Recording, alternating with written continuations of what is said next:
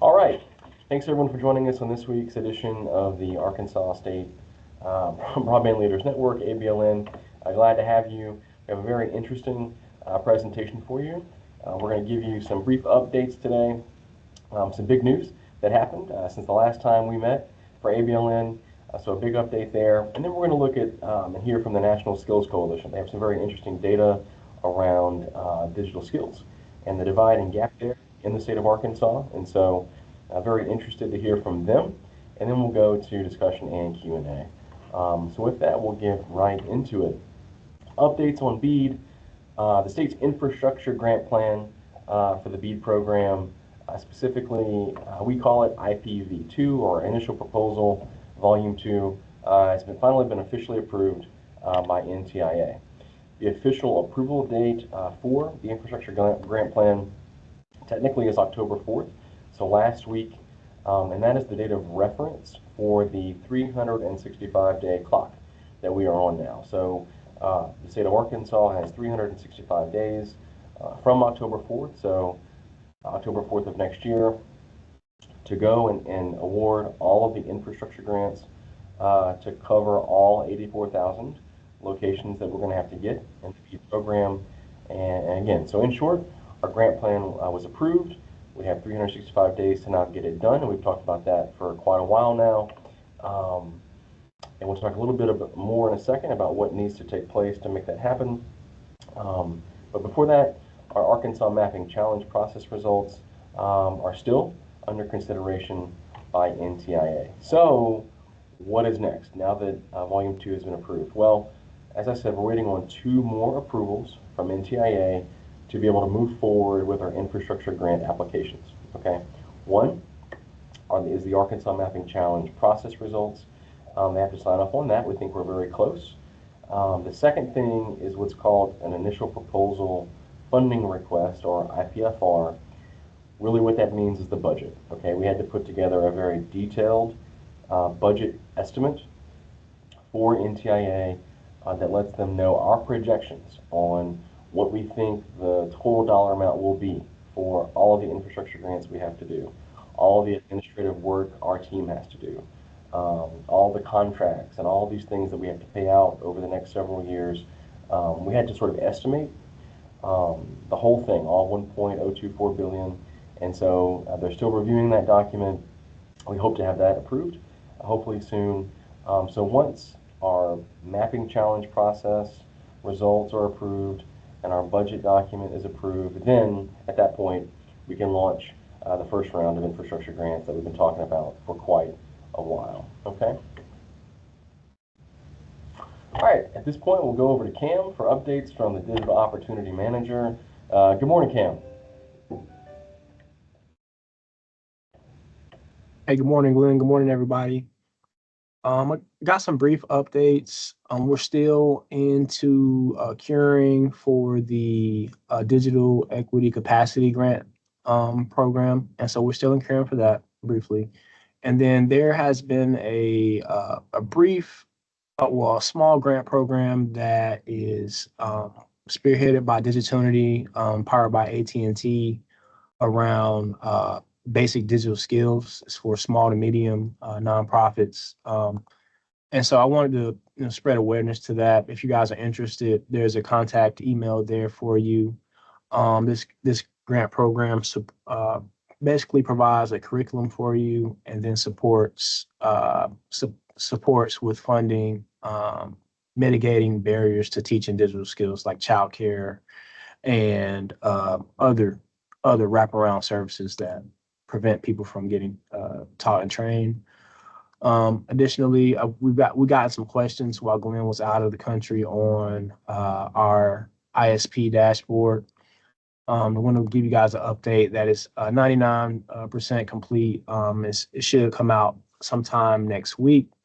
So pay attention to our website and look for an announcement regarding that. And that's it from my end. I wanted to go ahead and you can skip. And so I want to go ahead and introduce Amanda. She's from the National Skills Coalition. She's a senior fellow there. She has expertise in a myriad of things, including digital literacy and workforce policy. Excited to have her on with us this morning, and I wanted to pass to her. Who is yours, Amanda? Thanks so much, Cam, and thanks, Glenn. I appreciate the opportunity to chat with everybody this morning. Again, I'm Amanda Bergson-Shulcock. I work for nonprofit National Skills Coalition. We are a Big Tent bipartisan coalition of business and workforce advocates.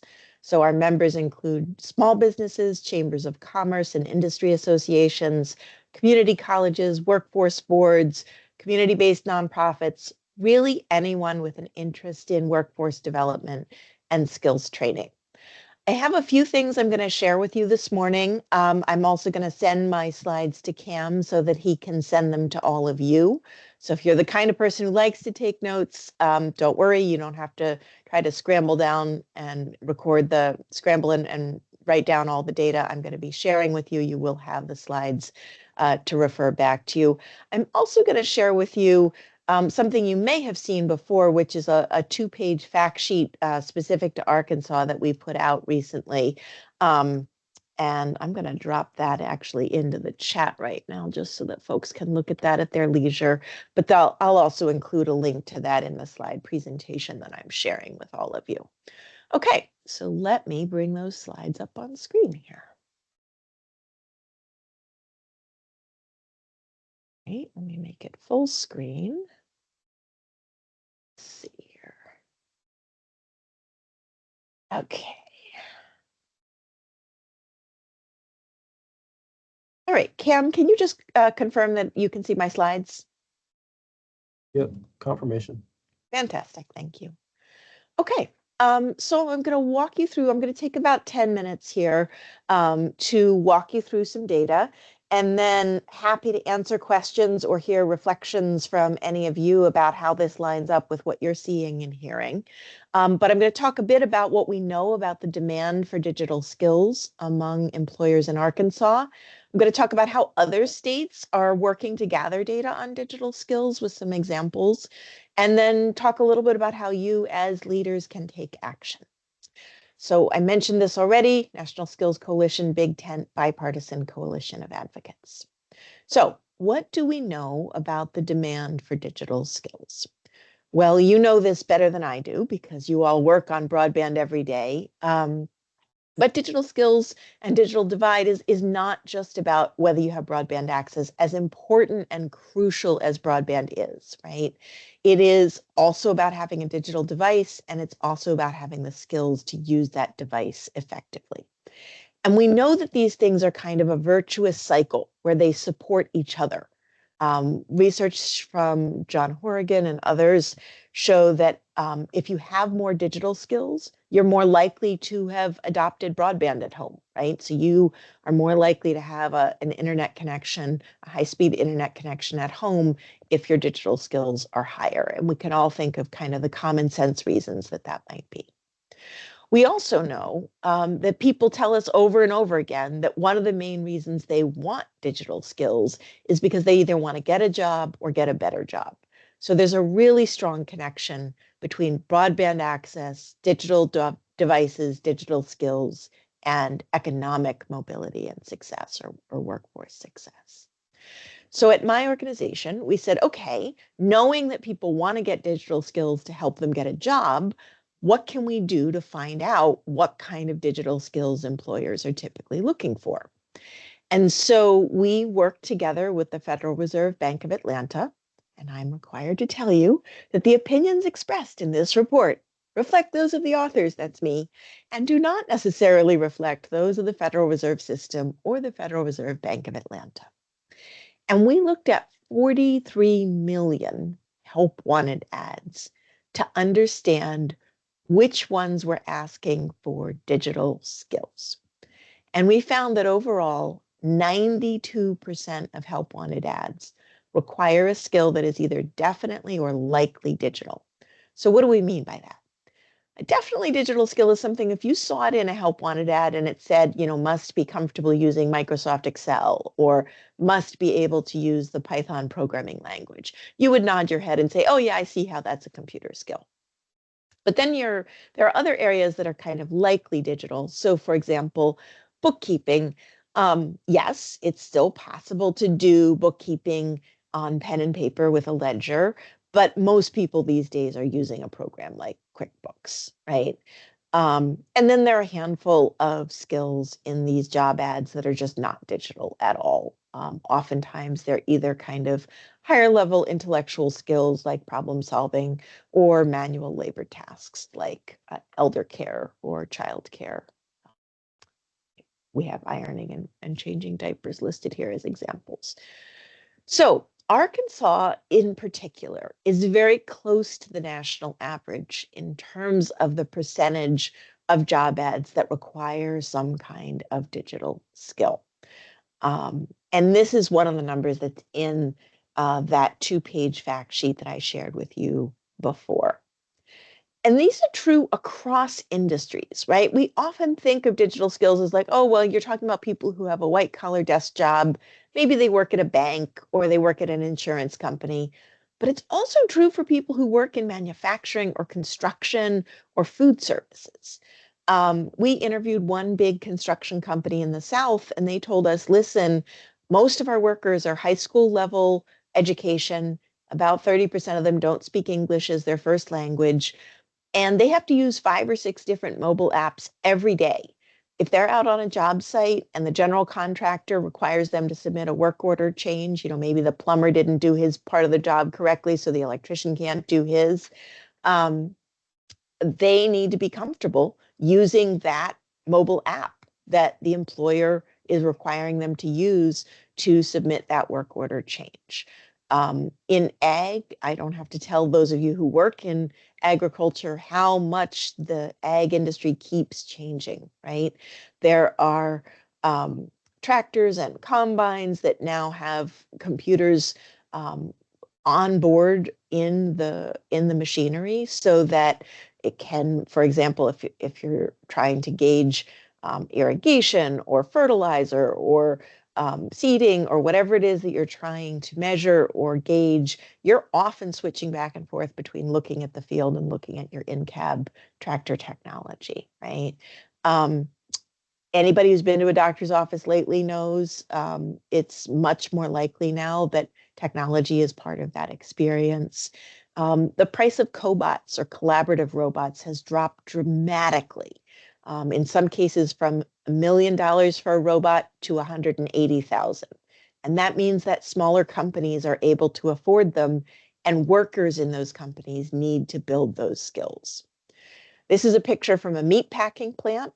We often think of meat packing as cold, messy work. It can be. But these workers used to have a job that involved lifting 40-pound boxes of frozen meat. Now their job involves working with the HMI, the human machine interface with the robot, to manage the robot as it's lifting and stacking these boxes and palletizing them, right? Stacking them and packaging them on pallets. And so this is a real worker. She's a 62-year-old woman named Marisol, and she's become the troubleshooter for technology in her plant. She's the one that figured out that sometimes if the robot refuses to pick up the box, it's because there's too much air in the box and the robot thinks that the box is empty, right? That's a very different job than she had when her job was literally just picking up and carrying boxes. And so the bottom line from our research is that workers at every level, including those who have only a high school education or those who have only a few years of experience, still need to have digital skills. And this is true across the age spectrum. We can't assume that older workers aren't comfortable with technology. Many of them are. And we can't assume that just because young people carry around a smartphone, that they're somehow also going to be comfortable with a robot or HMI technology, or even a desktop or laptop computer. What our research shows is that everybody has fragmented knowledge. And what that means is we're comfortable with some digital tasks and we're not comfortable with others. So we might be great at sending a text or even making a TikTok video. That doesn't mean we're comfortable using a bookkeeping software package or programming a robotics program. So everybody needs opportunities to build from the skills they have to the skills they need. And we see that this pays off. Digital skills, jobs that require a digital skill on average pay 23% more than jobs that don't require any digital skills. That is a difference that anybody would notice in their paycheck. That is really significant. So let's talk a little bit more about the specific demand for digital skills in Arizona. We divide digital skills into both foundational skills and more industry specific or specialized skills. Foundational skills are probably pretty obvious to a lot of you. You're sitting here nodding, going, yeah, I would have predicted that. So these show up over and over and over again across every industry and occupation. The industry specific skills vary, right? In healthcare, we need you to be good at using Epic or another electronic medical record system. In hotels, we might need you to be good at using Empower, which is human resources software. If you're in a manufacturing job, you might be needing to use SAP or Oracle or one of the other big ERP software packages, the enterprise resource planning software packages.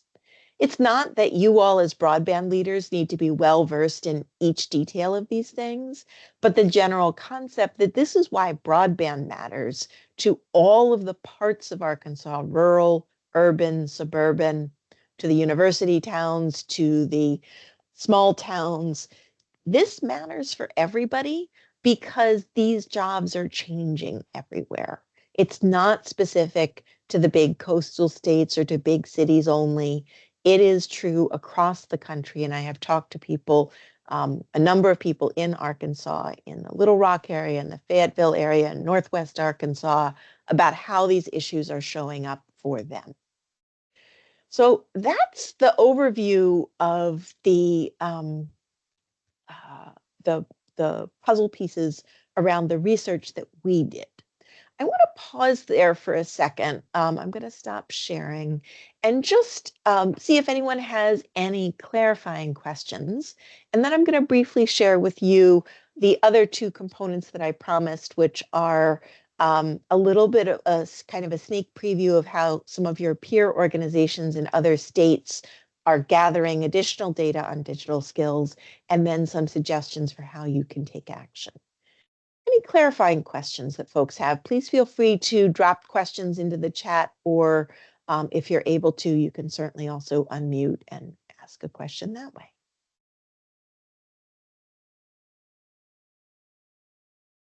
And if not, I'll move on in a minute, but I want to give folks a second if anyone wants to jump in.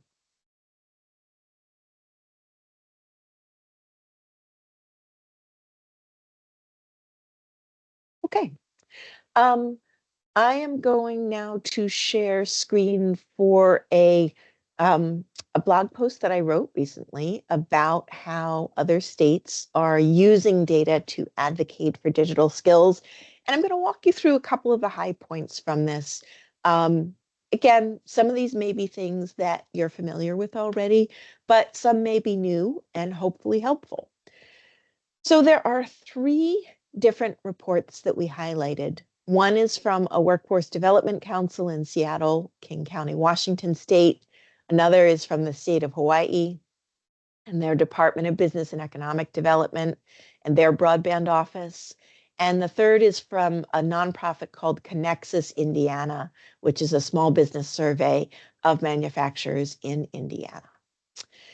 So in Seattle, the Workforce Development Council did a survey of several thousand people, mostly low-income folks, some most born in the US, but some born outside the US, and found overwhelmingly that the major reason that people were coming to them to learn more technology skills was to get more education, with 78% of folks saying that was a goal, and 63% saying they wanted to get a job or get a better job.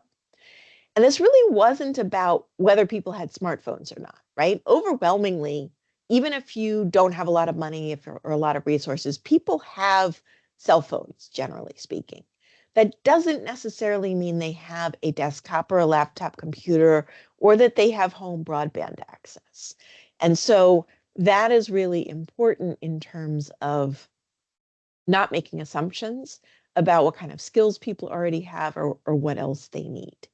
And so we linked to the full Seattle survey at the top of this blog post, and you can see exactly what kind of questions they asked. And again, could be borrowed for use in Arkansas if that seems appropriate at some point. In Indiana, the survey was done specifically of advanced manufacturing companies. And the question was, are you adopting new technology? And what do you think is going to happen to your workers as you adopt new technology? And this was a wide range of technologies, right? So cobots, those collaborative robots we were talking about before, sensor technology, other industrial Internet of Things devices. And in general, it's not a surprise. The top reason that that businesses wanted to adopt this technology was to increase efficiency and lower costs. 86% of companies said that was their goal. But notably, half of all companies also said they wanted to shift their workers to higher value tasks, right? So it's that, okay, yes, we're adopting technology. Yes, we think it'll make us more efficient, but I want to make sure that my workers are moving away from these repetitive tasks and into higher level and more intellectually sophisticated work, right? So again, 52% said technology adoption would upskill their workforce. Only 12% said that they foresaw that adopting technology was going to reduce their payroll and eliminate positions. The Indiana survey focusing specifically on artificial intelligence. Again, this was not just generative AI like ChatGPT that some of you may have been hearing about in the news or using yourselves in your work or your businesses. This is AI writ large. So computer vision systems, physical robotics, other kinds of artificial intelligence tools that go beyond and in some cases are more mature technologies. In other words, they've been around a few years as opposed to ChatGPT, which is, very new. Generative AI is less than 2 years old, and new models are getting released almost every week, right? So it's a very fast changing sector of AI. And so, in general, the Indiana businesses said, we mostly haven't adopted AI, but those of us who have done it because we saw a very clear connection to our shop floor production. In other words, we could immediately figure out how this would make us more productive. And I think that's a common sense thing that probably any of us would have thought, yeah, that makes sense. But it's a really helpful reminder as we think about broadband access, as we think about the BEAD funding coming to Arkansas and the Digital Equity Act funding coming. People are pretty good at figuring out what's useful to them and putting their time and energy where they see a direct benefit, right? And so more clearly we can connect the dots between what's the value proposition, right? How do we know this is going to be helpful for you? And how can we make it be helpful for you as quickly as possible? Not in 3 years or 5 years, but in a short, period of weeks or months. And the last example we shared is from Hawaii. Now, in Hawaii, the state borrowed definitions from the US Department of Commerce and quizzed 1,000 local employers about how they were using digital tools and how they were participating in the digital economy. So do you use cloud-based services? Do you have cybersecurity functions for your company? Are you doing e-commerce? Are you doing business-to-business sales or business-to-consumer sales over the internet? Are you yourself a digital business? In other words, are you selling software? Are you doing computer programming? But one thing that I thought was really remarkable and might be relevant to Arkansas from a BEAD perspective, 67% of those 1,000 businesses surveyed said they had experienced interruptions of internet accessibility, with an average downtime of nearly 9.8 hours a month. So that is more than one full business day that people are losing every month without access to the internet. I would be fascinated to know what a similar number might look like in Arkansas, right? Are there folks in different parts of the state who might be reliant on satellite internet if they're in more rural areas, for example? Are they experiencing internet downtime like this, right? This is an area where the economic payoff for fixing this problem is huge. And so as you think about, it's really exciting that Arkansas has just gotten approval of the IP Volume 2, the initial proposal Volume 2 of the BEAD funding from the federal government. As you think about rolling that out and you think about measuring what is the impact of the work that we're doing, bringing a number like this down, saying, okay, there are businesses in our state that might not have regular internet access. And if we can get that to them, that's a huge economic productivity boost. On the flip side, right, there are the dangers, right? And so individual people who were surveyed in the Seattle survey and businesses surveyed in the Hawaii survey were concerned about scams and fraud and cybersecurity attacks. We see that now in the ransomware attacks that have happened in several public utility companies, water companies, as well as hospitals around the country. So there are costs that can come with greater internet connectivity, and folks may have skepticism or concerns about that. So I have a couple of last slides about possible actions you can take, but I want to be sensitive to time, and I know you have other agenda items to get to. So let me pause here. I'm going to check with Cam and Glenn to see if you want to just take a couple questions and move on to the next part of your meeting. If you want me to share the last 3 or 4 slides, you let me know what you have time for. Amanda, you go ahead and go. You can go ahead. I think we're done sharing, so the floor is yours. Okay. I just wanted to be sensitive because I knew there's a lot going on, and this is clearly not the only game in town here. So let me. Okay. So we just talked about how other states are gathering data on digital skills, and so thinking about how Arkansas leaders can take action. I've given you a lot of data this morning. I hope that as all of you are involved in different aspects of Digital Equity Act or BEAD implementation, you're going to take this digital skills data and use it to inform the decisions that you all are making. In particular, I hope you'll advocate for the kind of digital skill strategies that we know really help people build skills. And I've kind of briefly listed them on the slide here, but I'm always happy to hop on the phone or respond to an email if you have follow-up questions. And then thinking about broadband in particular, we know that Arkansas, Florida, and a handful of other states have really been at the forefront of spelling out how are we going to make sure we have enough workers to install and maintain all this broadband. But making sure that Arkansas really leans into some of those workforce readiness strategies that you all defined in your proposal to the federal government is going to be really crucial to making sure that these networks actually get up and running the way they need to. And then for those of you who sit within Arkansas state government, making sure that you're in conversation with your partners in higher ed and the community college system and the workforce system to just say, hey, are you really embedding digital skills throughout all the kinds of investments that Arkansas is making in workers and learners? So that's it. That's the end of my presentation.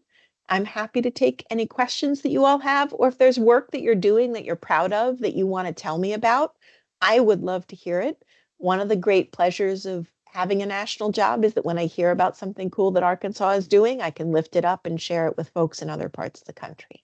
So please don't be shy about bragging if there are things going on that you think I should know about.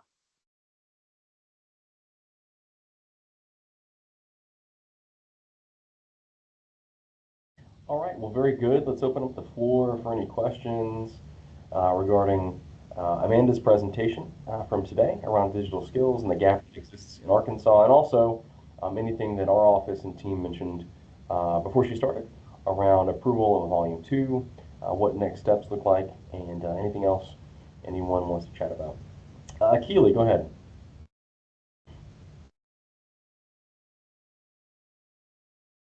Let's see. You're on mute, Keely.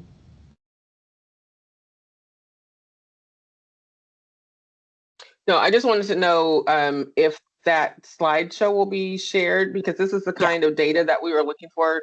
You're hitting all the targets.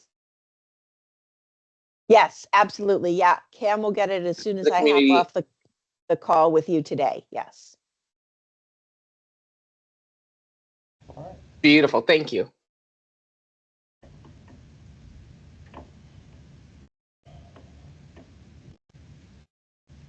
Yeah, and for everyone here, this is an example. We want to make this time valuable for you every 2 weeks, and so this is an example of the type of content that we hope to begin providing for you every 2 weeks. So in addition to our normal updates that we'll give as a staff and as a team, we also want to provide great content like this. So let's see. And I am curious to know if folks think, does this information resonate? Does it seem different from what you're seeing on the ground? Are there parts that you're skeptical about? That's also helpful information for me to have. So if there's anything that you can share on that front, that's also useful for me to hear. And you can feel free to drop that into the chat or just unmute yourself. I've put my contact information in the slides as well, so you'll have an easy way to follow up with me after today if you want to go deeper. Amanda, Glenn and Kim, if I could just ask a quick question. I don't think I raised my hand. I just jumped in there. But I think the data was absolutely wonderful. Amanda, thank you for that. Very helpful, I think, in our context, and I'll definitely be following up with some questions. The example that you used in terms of when you cited the different states, those came from workforce development entities within those states. It looks like those were workforce development specific. Were those three drawn because of coming from workforce specifically, or were those the three that can give me a little context for how those three were picked as the standouts, which I think they are, and they're great ones, just for context purposes. Yeah, and I should also add, those are not the only three we've ever highlighted. It's just the most recent blog post that I've done. We are a workforce organization, so I do tend to focus on workforce. The three data sets were actually gathered by different types of organizations. So Connexus Indiana is a small business technical assistance organization. So their survey of Indiana advanced manufacturing companies was in support of small business and manufacturing in Indiana. The Seattle example did come from the local workforce board, and that was focused on, if you're familiar with the Federal Workforce Innovation and Opportunity Act, or WIOA. It was WIOA funded services. The Hawaii example was actually run through the state's Department of Commerce through their Broadband and Digital Equity Office. And their survey piggybacked on some language that the federal government uses for measuring business engagement in the digital economy. And frankly, their survey covered way more than I just highlighted in my little blog post. And it's not all workforce focused. So if you want to kind of dig into their data or look at what they pulled from the feds, it goes beyond just the worker component. So I hope that helps a little bit. No, that's great. Thank you so much.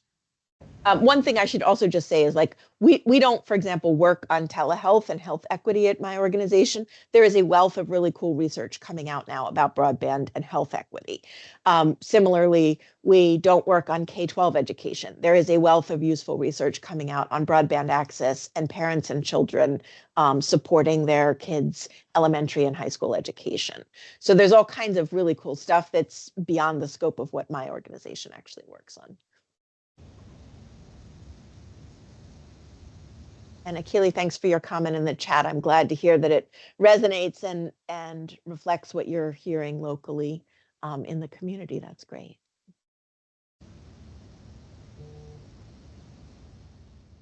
Okay. Well, I want to be respectful of everybody's time. It seems like there aren't more questions right this moment. So I'm going to go ahead and hand things back to Cam. I got one Th- question for you, Amanda. yeah, of course. In the spirit of it, thinking about generative AI, has there been any interesting, I know it's very new, has there been any development of teaching modalities for generative AI and some of the newer models that are coming out? So that is an interesting question. I don't think anything is settled at this point, but one thing that I can tell you from my past research on other technologies, in general, teaching digital resilience is more important than teaching people one particular vendor's product.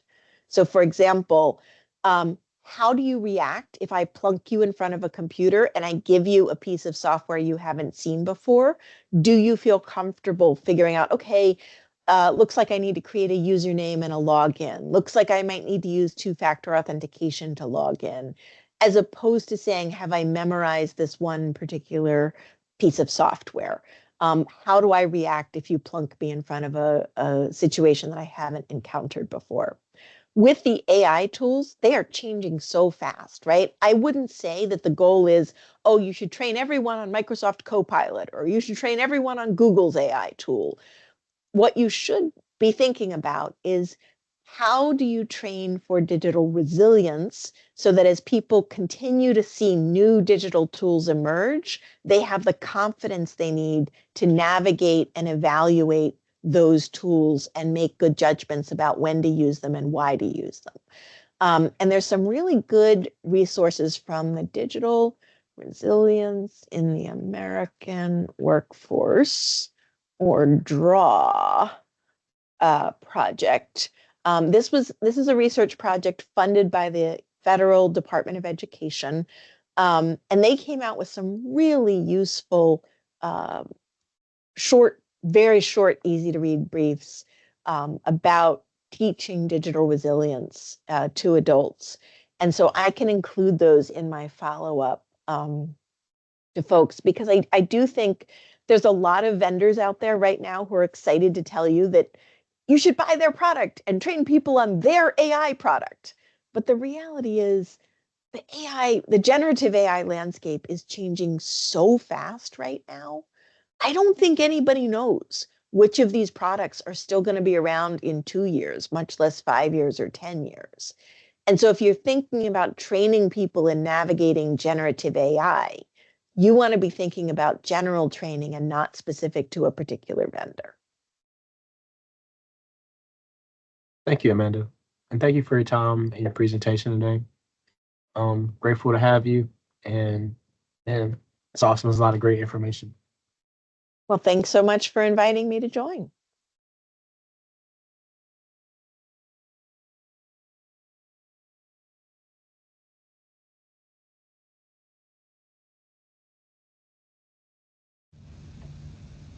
All right, well, with that, we'll go ahead and close, and you can look for an email communication from our team that will include the PowerPoint from today, contact details, and everything else.